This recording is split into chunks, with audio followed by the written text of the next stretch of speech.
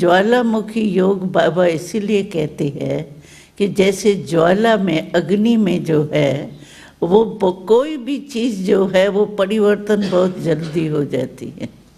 इसी रीति से बाबा कहते हैं कि ज्वालामुखी योग यानी लाइट हाउस, माइट हाउस बन करके और सभी को ऐसी प्रकाश दो जो उन्हों के अंदर भी जो कुछ कमी हो वो परिवर्तन हो जाए। क्योंकि आजकल के संसार में मेजॉरिटी सभी यही चाहते हैं अभी विश्व का कुछ परिवर्तन होना चाहिए।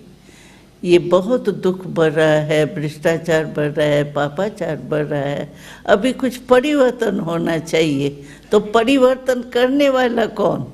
तो बाबा ने हम लोगों को निमित्त बनाया है विश्व का परिवर्तन करने के लिए। इसीलिए बाबा आजकल ये ज्वालामुखी योग कहते हैं।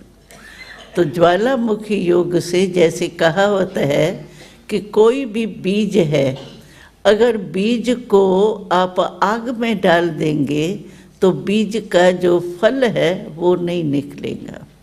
तो ये आजकल विकारों का जो बीज है उसका फल है दुख और अशांति।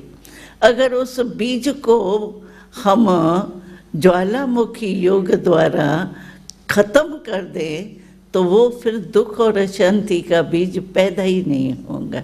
इसी रीति से बाबा कहते हैं तो इस ऐसी ज्वालामुखी योग करो जो ये विकारों का जो बीज है एकदम विकराल रूप ले रहा है वो भस्म हो जाए। और अपना भी अगर थोड़ा बहुत भी कोई भी विकार का अंश रहा हो जो अभी तक भी पुरुषार्थ में कभी बीच बीच में इमर्ज होता है, तो उसके लिए भी ज्वालामुखी योग से अपनी भी उन्नति होती है।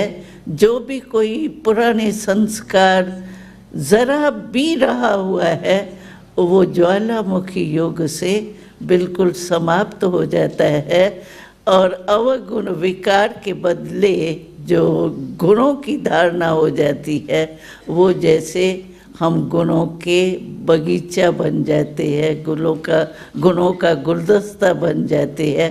अपने को भी फायदा है, दूसरों को भी फायदा।